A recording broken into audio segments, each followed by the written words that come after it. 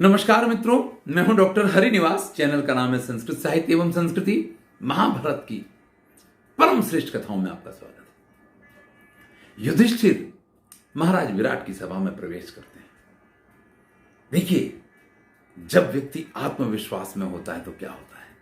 सामान्यतया लोग जब राजा की सभा में प्रवेश करते हैं तो जो द्वारपाल है उसके पीछे चलेंगे। द्वारपाल उनको लेके जाएगा, उनको बताएगा ये महाराज हैं। फिर वो जाकर के धीरे से बड़े डरते डरते महाराज को प्रणाम करेंगे। अपनी बात कहने का अवसर अगर राजा कहे भी तो उनके मुंह से आवाज नहीं निकलती है। लोगों की इस प्रकार की स्थितियां राजा के सामने पहुंच के सभा भवन में होती हैं।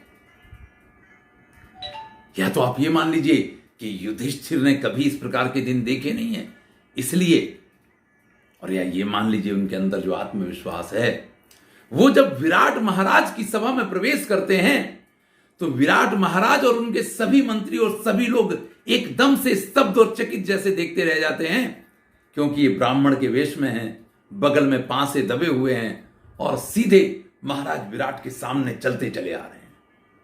अरे लोग बाग पूछते हैं, लोग बाग डरते हैं, लोग बाग घबराते हैं। उनके चेहरे पे एक विशेष प्रकार का भाव देखने को मिलता है, लेकिन युधिष्ठिर के चेहरे पे जो आत्मविश्वास है,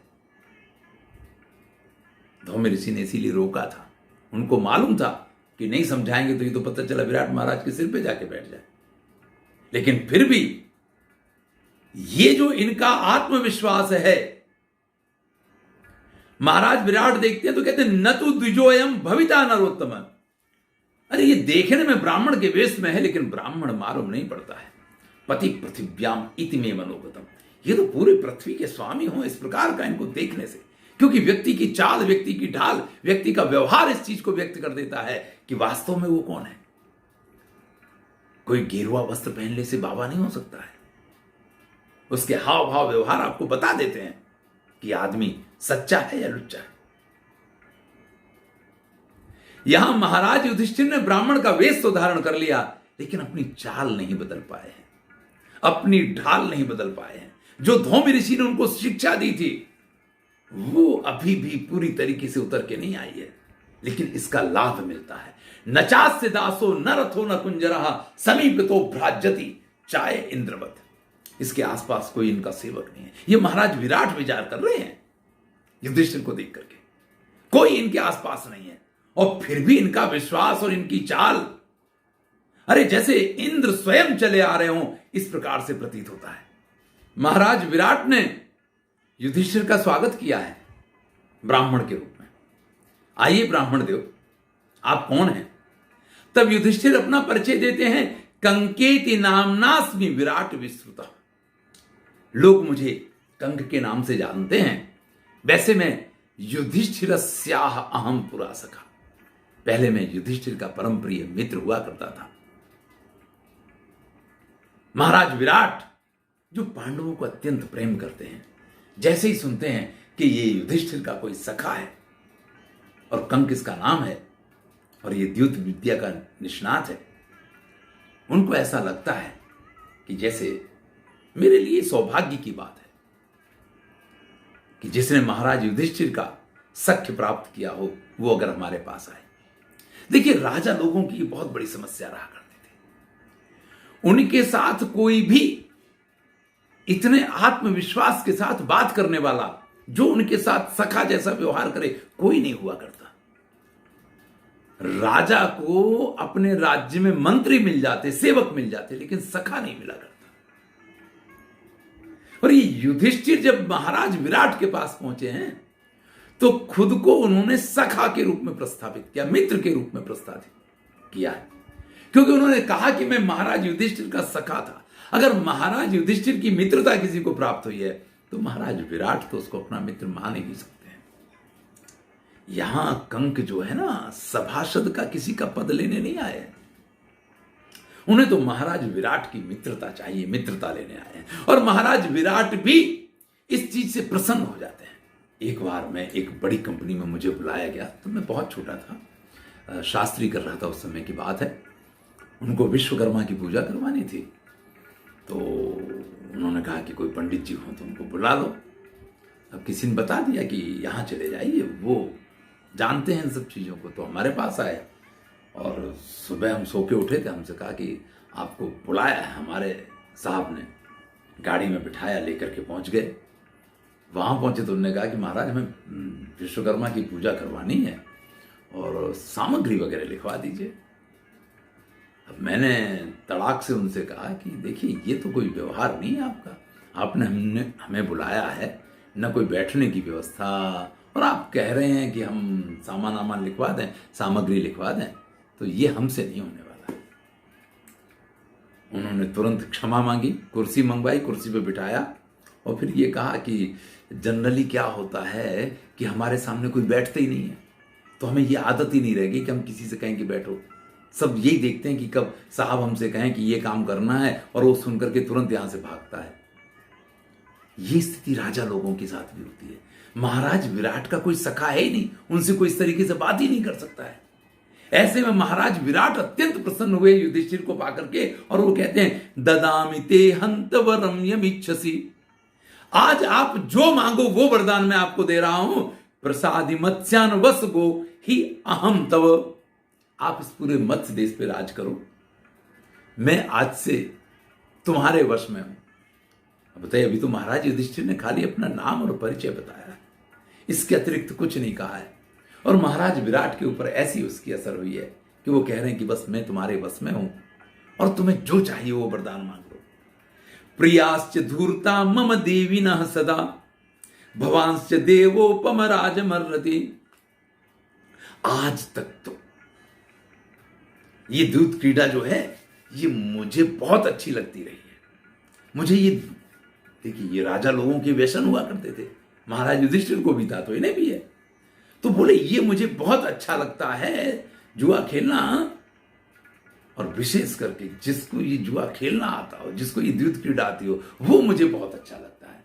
और आप तो पासे पासे लेके जिस तरीके से आए हो, अब तो हमेशा हम बैठा करेंगे और हमें चौरस की मजा आया करेगी। इस प्रकार से महाराज विराट अत्यंत प्रसन्न हुए हैं। युधिष्ठिर शर्त रखते हैं, प्राप्तो विवादः प्रथमं विशांपते, न विद्यते कंचन मत्स्यहीनतः। मुझसे जो हीन है ऐसा कोई भी व्यक्ति अगर मेरे साथ विवाद ना करे, ये अगर आप मुझे वचन दे रहे हैं तो मैं आपके यहां रहूंगा। अगर मुझसे नीच कोई भी व्यक्ति मेरे साथ विवाद में पड़ता है तो आपको उसको सजा देनी पड़ेगी। न मे जिता कश्चन धारये धनम, और अगर द्यूत क्रीड़ा में मैं किसी को पराजित कर देता हूं तो वो जो हारेगा उसको तुरंत मुझे देना पड़ेगा। ये नहीं भैया कि कल ले लेना, परसों ले लेना, नहीं, वो मैं उधार नहीं रखता हूं, पहली चीज। और दूसरी चीज, मैं किसी के साथ विवाद में नहीं पड़ा करता हूं, और मुझसे नीच कोई व्यक्ति, मुझसे नीचा, यानी ये तो ब्राह्मण देव हैं, ब्राह्मण के अलावा स्वयं महाराज विराट भी इनसे नीचे के पद के हो गए हैं, क्योंकि ये तो परम ब्रह्मदेव है। वरदान मांगा है तब महाराज विराट कहते हैं, हन्याम अवश्यम यदि ते अप्रियम चरेत, अगर कोई भी तुम्हारा अप्रिय व्यवहार करेगा तुम्हारे साथ, तो ब्राह्मण को छोड़ के अगर अन्य किसी भी व्यक्ति ने ऐसा व्यवहार आपके साथ किया तो मैं उसका वध करवा दूंगा। हां, अगर ब्राह्मण ने, किसी ने, क्योंकि ब्राह्मण अवध्य माने जाते थे, ब्राह्मणों को नहीं मारा जा सकता, अगर किसी ब्राह्मण ने आपका अनादर किया तो उसको मैं देश में से निकाल दूंगा। भैया इससे ज्यादा तो और क्या, कोई नया व्यक्ति किसी के यहां पहुंचे, आप किसी के यहां जाएं और कोई इतनी आपकी शर्तें मानने के लिए तैयार हो, इससे अच्छा तो स्वागत और कोई हो नहीं सकता है। इस प्रकार से कंक के वेश में युधिष्ठिर ने महाराज विराट की सभा में नहीं, महाराज विराट के हृदय में स्थान प्राप्त कर लिया है। हम ये बात यहां पे कह सकते हैं। इधर युधिष्ठिर को सभा में प्रवेश मिला, उधर भीमसेन जो है वो सभा में प्रवेश करते हैं। क्या स्वरूप है, खजाम च दर्वी च करेण धारे, हाथ में वो कलछुली और जो रसोई की साधन सामग्री होती है ना, वो दबाए हुए हैं, और अथा परो भीम भला श्रिया ज्वलन, तेजस्वी, क्या शरीर तो है ही ऊपर वाले का दिया हुआ, और ऊपर से जो तेजस्विता है उसके कारण देदीप्यमान ऐसे भीम जब महाराज विराट की सभा में प्रवेश करते हैं, दृष्ट्वैव चैनम तु विचारयाम्यहम्, महाराज विराट उस आते हुए परम योद्धा जैसे एक रसोइये को देख करके विचार करते हैं, गंधर्व राजो यदि वा पुरंदरा, भैया ये स्वयं गंधर्व राज चित्ररथ है या स्वयं इंद्र चले आ रहे, ये है कौन? ये रसोइया जैसा दिखाई दे रहा है, लेकिन ये रसोइया तो नहीं होना चाहिए। वेश बदलने से कुछ नहीं हो जाता भैया, आपका स्वरूप वो आपको अभिव्यक्त करता है। तब भीम महाराज विराट के पास जाकर के कहते हैं, भज स्वमाम व्यंजनकारमुत्तमम, महाराज मैं रसोइया हूं और बहुत सुंदर व्यंजन बनाता हूं, एक बार आप मेरे हाथ की बनाई हुई रसोई खा के देखिए, आप सब कुछ भूल जाएंगे। महाराज विराट उसको देख रहे हैं, न सूदताम वल्लभ श्रद्धामिते, भैया तुम रूप से तो रसोइये तो नहीं लग रहे हो, हैं? मुझे इस बात का विश्वास ही नहीं आ रहा है कि तुम रसोइये हो। सहस्त्र नेत्र प्रतिमो विराज से, तुम तो देवराज इंद्र जैसे दिखाई देते हो। क्या आपका सौंदर्य है, क्या आपकी तेजस्विता है, क्या आपका पराक्रम है, डोले दिखाई दे रहे हैं, क्या पराक्रमी शरीर है, आपको हमारे यहां स्थान चाहिए, ये हमारे सौभाग्य की बात है। आप जैसा तेजस्वी व्यक्ति अगर हमारी रसोई में हो। भीम कहते हैं कि नरेंद्र सुधा परिचारिकोस्मि, नहीं महाराज मैं बिल्कुल रसोइया ही हूं, बहुत प्रकार के व्यंजन और विशेष करके दाल वाल तो मैं बहुत अच्छी बनाता हूं। देखिए व्यंजन व्यक्ति कभी कभी खाता है, लेकिन दाल चावल रोटी सब्जी रोज खानी होती है, और रोज जो चीज खाई जाती है वो अगर आपको उत्तम बनानी आए ना, तो ही आप वास्तविक रसोइये हैं। आपको गुलाब जामुन कितने अच्छे बनाने आते हैं, आपको रसगुल्ले कितने अच्छे बनाने आते हैं, आपको मिठाइयाँ कितनी अच्छी बनानी आती हैं, उससे आप हलवाई बन सकते हैं, रसोइया नहीं बन सकते। उत्तम रसोइया वही है जो भोजन अच्छा बनाए। भीम कहते हैं कि महाराज युधिष्ठिर भी हमारे हाथ की रसोई खाया करते थे और उन्होंने बहुत तरीके के इनाम मुझे दिए हुए हैं। एक बात और है महाराज, बलेन तुल्यस्य न विद्यते मया, इस संसार में मेरे जैसा शक्तिशाली भी कोई दूसरा नहीं है। कभी भी आपको किसी के साथ भी मल्ल युद्ध करना हो ना, तो निश्चिंत होकर के मैं आपके पास ऐसा योद्धा हूं कि जिसके लिए आप किसी से भी मल्ल युद्ध मांग सकते हो, आपकी तरफ से मैं युद्ध करूंगा। महाराज युधिष्ठिर के यहां हाथियों के और सिंह के इन सब के साथ मैं हमेशा इस प्रकार से युद्ध करता रहता था। भाई हर राजा को रसोइया तो अच्छा चाहिए, लेकिन ऐसा मल्ल योद्धा कोई उसके यहां हो जो जरूरत पड़ने पे उसकी तरफ से युद्ध कर पाए। सभी को इसकी जरूरत रहती है। महाराज विराट कहते हैं, नराश्च ये तत्र समाहिता पुरा भवांश्च तेषाम अधिको मया कृता। जाओ हे वल्लभ, मेरे रसोई में आज तक जितने लोग कार्य करते हैं मैं उन सब का अधिपति तुम्हें बनाता हूं। रसोई घर का मैं तुमको स्वामित्व सौंप रहा हूं, आज से आप सबके स्वामी हैं। इस प्रकार से भीमसेन ने रसोई में प्रवेश प्राप्त कर लिया है। द्रौपदी, ऐसा नहीं कि पांचों पांडव पे हम पहले पहुंच जाएंगे। द्रौपदी सैरंद्री का वेश धारण करके महारानी सुदेशना के रनिवास में पहुंची है। जाकर के महारानी सुदेशना जैसे ही उसको देखती हैं, जैसे हमने यहां वर्णन देखा था कि युधिष्ठिर और भीम को देख करके महाराज को जैसा अनुभव हुआ है, वैसा ही सुदेशना अनुभव करती हैं। वो कहती हैं, नैवम रूपा भवन्त्येव यथा वदसी भामिनी। अरे जैसा तुम कह रही हो कि तुम दासी हो, ये दासी जैसा तो सौंदर्य नहीं है भैया, हैं? प्रेषयंती वही दासी दासांश विविधान बहून। तुम्हारा तो सौंदर्य इस चीज की गवाही दे रहा है कि बहुत सारे दास दासी तुम्हारी सेवा में रहते होंगे। सौंदर्यवती तो है। देखिए, व्यक्ति जब काम करता है ना तो उसके शरीर पे काम करने के चिन्ह दिखाई देते हैं। अगर आपने काम नहीं किया है तो आपके शरीर पे वो चिन्ह दिखाई नहीं देंगे। जो लोग नमाज पढ़ते हैं उनके मस्तक पर सिर जमीन से टकराने के कारण वो निशान पड़ जाता है, तो तुरंत मालूम पड़ता है कि ये नमाजी है। वो बात अलग है कि कुछ लोग अपना माथा घिस घिस के इस प्रकार से काला कर लेते हैं कि कौन 5 टाइम की नमाज पढ़े, हम वैसे ही नमाजी दिखने चाहिए। यहां बात यह है कि द्रौपदी जब सुदेशना के पास जाती है तो द्रौपदी के शरीर पे ऐसे कोई लक्षण दिखाई नहीं दे रहे हैं कि वो दासी है, क्योंकि कभी काम नहीं किया है। महाराज द्रुपद के यहां रही है तब भी, और महाराज युधिष्ठिर की पत्नी के रूप में रही तब भी, यहां वनवास में भी दास दासियां इनके साथ में थी।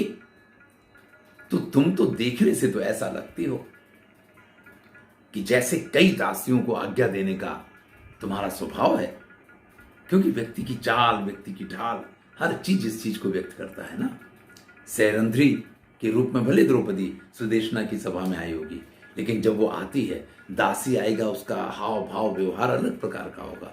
और जब ये दासी के रूप में आई हैं, स्वयं महारानी हैं, तो जो किसी भवन को देख करके चकित हो जाना, कोई दासी आए किसी नए भवन में तो चारों तरफ देखेगी, अरे ऐसा भवन है, इतना विशालकाय भवन है, इतना इतना सुंदर, ये झूमर उमर ये वो सब जिस प्रकार से वो देखेगी।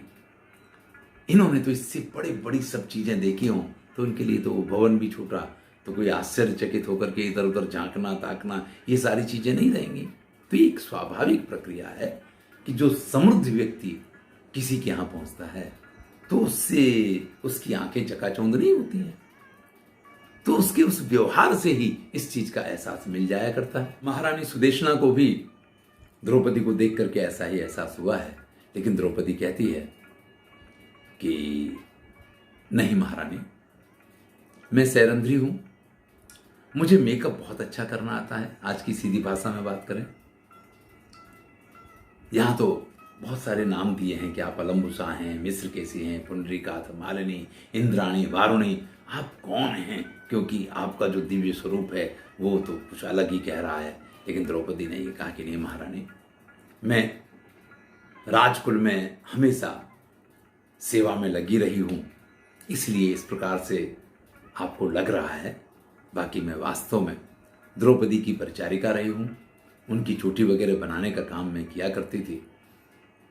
अब अगर आप मेरे सील और चारित्र की रक्षा का वचन दें, यहाँ पे इन्होंने भी ये वचन मांगा है सुदेशना के पास से, क्योंकि राजा के रनिवास में जो दासियां हुआ करती, एक प्रकार से राजा का और सभी जो राजकुल के बड़े बड़े लोग हैं उनका उनके ऊपर अधिकार माना जाता था। इसलिए द्रौपदी ने ऐसा यहाँ पे कहा है कि मैं तरह तरह के फूलों से बना करके आपकी चोटियां, आपके सौंदर्य को बढ़ाने की कोशिश करूंगी। महारानी सुदेशना ने यह कहा कि तुम इतनी सुंदर हो कि कोई भी तुमको देख ले।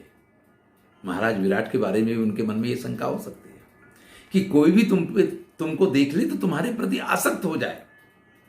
तब द्रौपदी कहती कि विराट क्या, कोई भी मुझे प्राप्त नहीं कर सकता है, कोई मेरे बारे में गलत नहीं सोच सकता है, क्योंकि 5 गंधर्व मेरे पति के रूप में हैं। और अगर कोई मुझे उच्छिष्टान्न खाने के लिए दे, कोई मुझसे अपने पैर धुलवाए, या कोई मेरे ऊपर गलत दृष्टि डाले, तो आप ये मान लीजिए कि उसी रात उसका परलोकवास निश्चित है। तो भैया सुदेशना को, एक रानी को भी यही चीज चाहिए। तो कहती है एवं त्वाम वासिष्यामि यथा तुम नंदिनी इच्छसि।